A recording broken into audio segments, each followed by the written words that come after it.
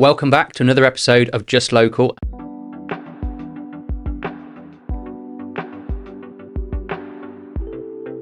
I'm joined by a guest who's a friend of mine, actually. I declare an interest in this because Martyn Davies is well known to many people in Droitwich Spa, is a real pillar of the community, does a lot for the cricket club, but also the local area.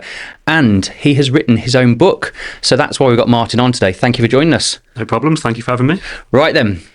We're going to talk about your book today, and for those that are watching this, they're going to get to see us hold it up and go to a few of the props that we have here with us, including Milo the Monkey. But can you tell us about Milo the Monkey, the book Making Money Matters? Tell us how it all came about. Yeah, so it's been probably an 18-month, 2-year project in terms of bringing it to where it is now. The reason we did it was we see a lot of people in our financial planning business, younger people, normally when it's their first mortgage, and it was very clear that there's a distinct lack of understanding of some of the basic financial principles within getting a mortgage and financial products. So looking back at where you learn, and being at school myself, obviously at some point. A while ago. Yeah, a while ago now. It was a case of that actually you didn't get that much financial education in school. So we took it right back to basics and started from the start really. And it was primary schools where we looked to target because those teachers in primary school have to cover such a broad range of areas. So it's easy for certain topics to drop off. So financial education and money being one of those. So more a case of, rather than putting a post on LinkedIn every now and then saying it's important, teachers should do more, actually what could we do to do it? And that's where the book started from really. Amazing. So your business, just to explain, so you're a financial advisor? Yeah, so financial advisor, run a company called Mindful Financial Planning in Droitwich. Good plug, yep. Thank you. I thought that was subtle. Yeah. And we deal with people from mortgages all the way through to investments and pensions. So it's kind of that area of financial planning where it's really getting a plan together for them. Cool. And then you just mentioned it there. So you picked the kind of the early years in school then. So first school is really where you're aiming it. How did that help you to kind of form the book and the journey of a monkey finding out about money? Yeah. So I guess for me it was exciting because it was different away from what I normally do, which is very factual and very to the point and has to be very formal. So it actually let me use my imagination a little bit to create something. The monkey came about because we were looking for animals that gave us alliteration with money. So we got there quite quickly to the monkey. And then we found Milo on Vinted. So all the illustrations are based off Milo the Monkey that we found on Vinted. And for those that are watching, you can see this over Martyn's shoulder as we speak. So Martyn, you've got Milo the Monkey.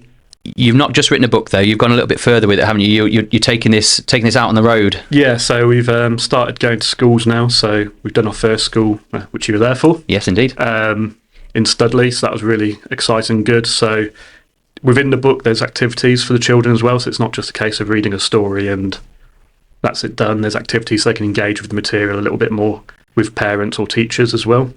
And then on the website there is more activities. There's more activities going on there throughout the summer as well, so there'll be more games and things they can do to help them learn about the money rather than just have a story and then that's it done. Yeah, fab. So let's talk them through what we did then with the school. So we were there for, I think it was two age groups, wasn't it? Yeah, year 1 and 2. Year 1 and 2. And thank you to Studley School for having us out there.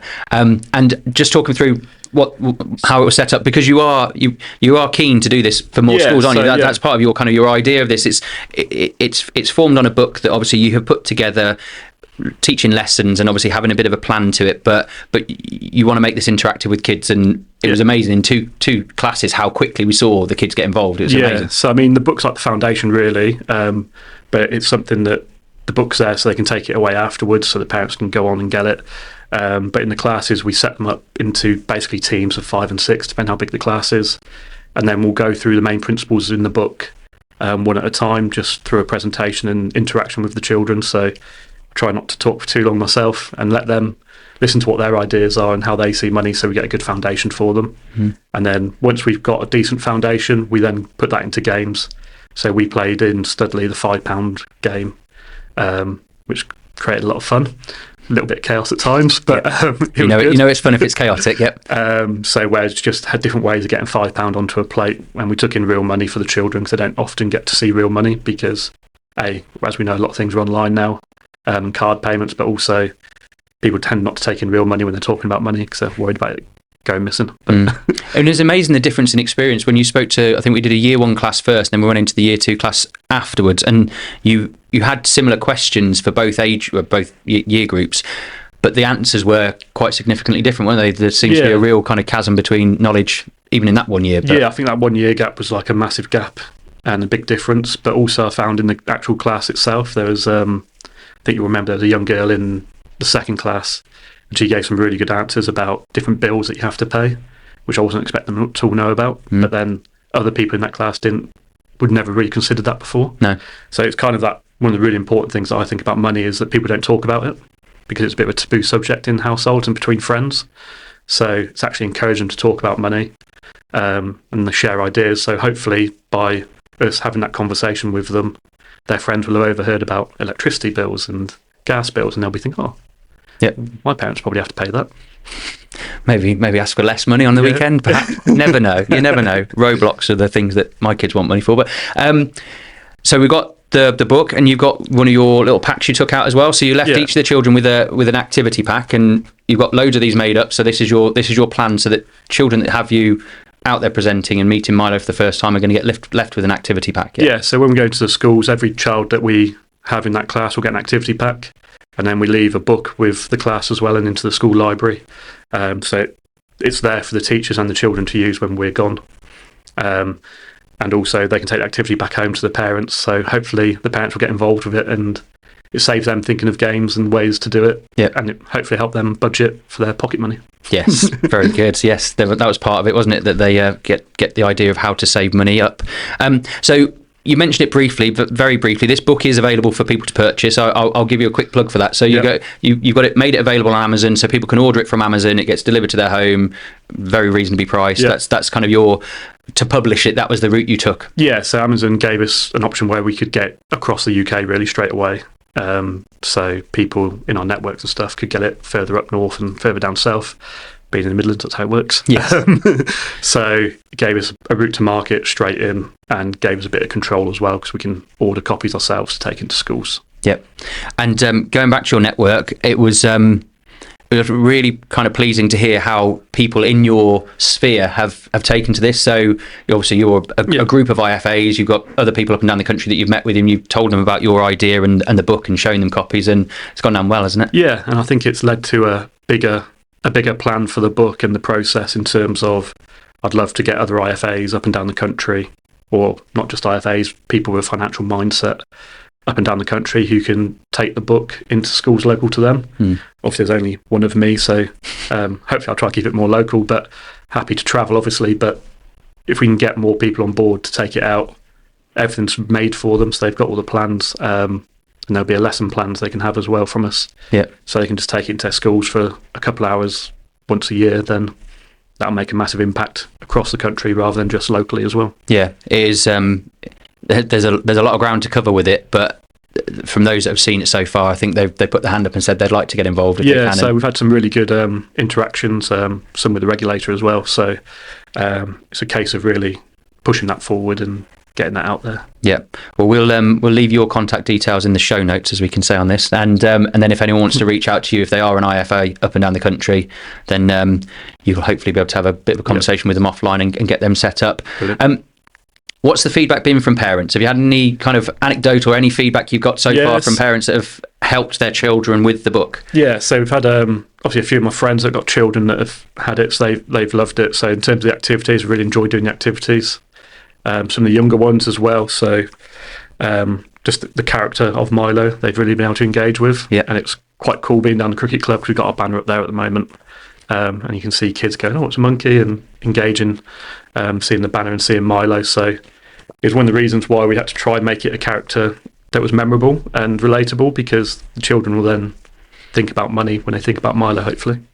Great idea. I've seen the banner at various events, so it's gradually getting out. That All Stars cricket, that's something you're heavily involved with. Yeah. So that's a good age demographic that are seeing it. And yes, that's like our perfect age demographic. So yeah, and between us, we've funded a few books, haven't we? So we've got a big raft to give away to those libraries. So just going back to Martyn's point, when we do come out to a school, we do bring copies with us. We do leave activity packs, but also we leave a couple of copies for the library. So if 2 year groups were there, we'd leave a couple of books, and therefore it means whilst it's still fresh in the children's mind, it can be picked up and worked on. And I've just held up for the camera just a few of the pages. You'll see it's really clearly designed. Shout out to Katie Glover. She's worked really hard on getting these illustrations, hasn't she? Yeah, Katie's incredible. Did a great job for us. And a lot of the process early on to get Milo to where Milo was, and then to basically be able to engage with Katie and take her advice, because she's done other books before as well, was really useful.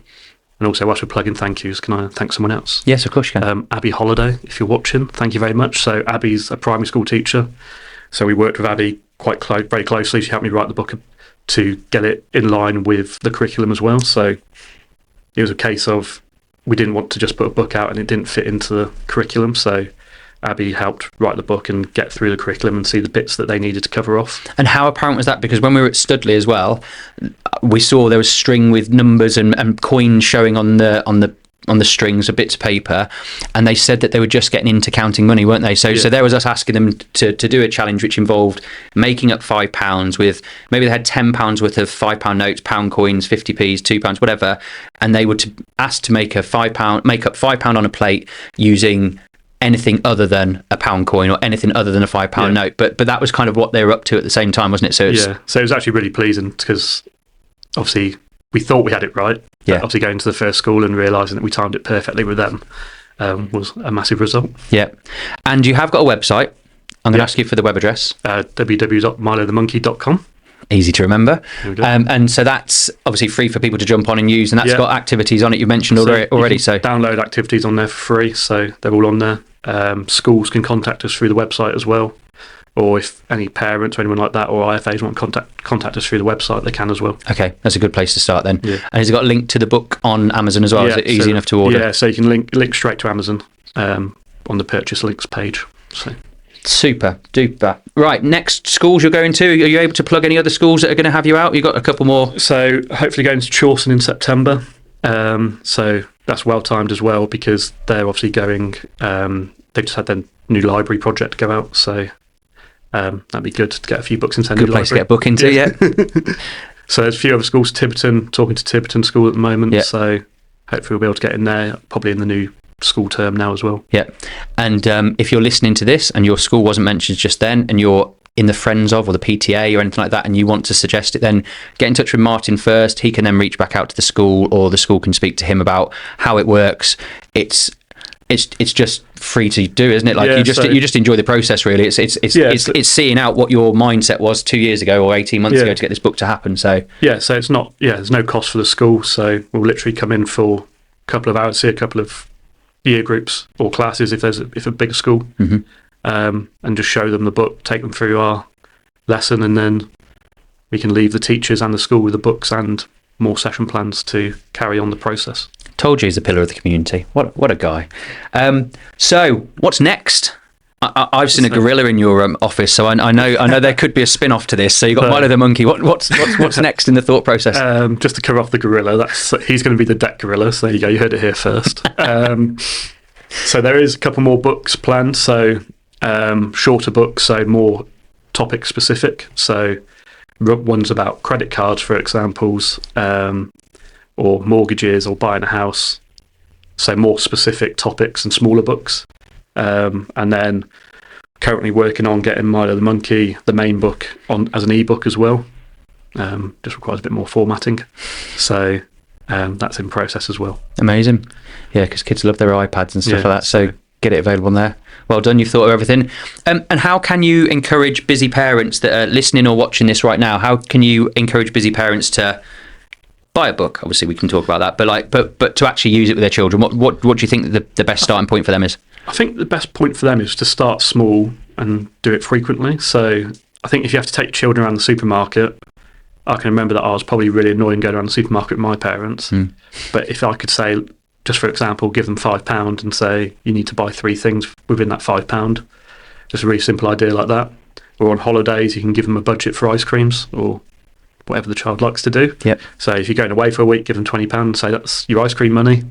and then they'll learn to actually budget that money. Yeah, very simple, practical. Yeah, just very easy things. And things like we see at the cricket club a lot now is that children will come up to the bar, not to order alcohol, obviously, but to buy cans of Coke and things like that.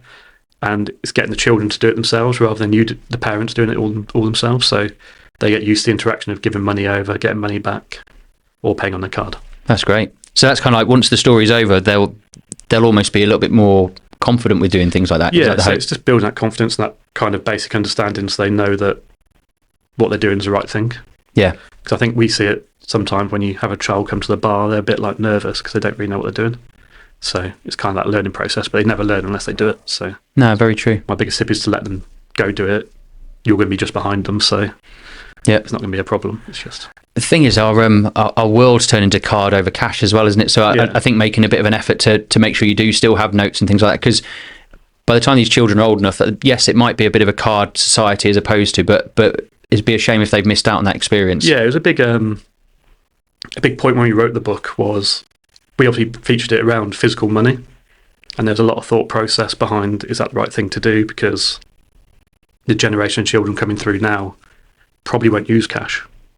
But if they don't use cash or understand cash, then they don't really understand the value of money, and they don't really picture it as money. So it's more a big thing of, actually, we'll stick with cash first so they can understand the basics and the value of it, and then move it on to card payments and things like that in separate books after that. You've thought of it all. I'm going to throw the final question to you now. Oh, Jesus. The closing question. If there was one piece of advice you could give to a parent or teacher about teaching money skills to young children, what would it be? Make it fun and make it relatable. So I think that's what children like, is sometimes it doesn't have to be physically about money, but if they can relate to it and understand it, then they're more likely to do it again. So, and to keep it fun as well, because, well, not just children, adults as well. If it's not fun, you don't really want to do it. No, very true, very true.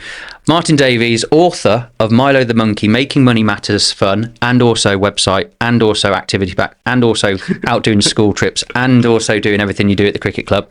Thank you ever so much for coming on Just Local. Thank you very much for having me. We appreciate you, and you have written a brilliant book there, so it's available on Amazon, as we said. There is a website you can head on to. Thank you for joining us on Just Local. If you do need to reach out to Martyn, please do find his details in the show notes or on their website, and we'll be bringing you another guest very soon.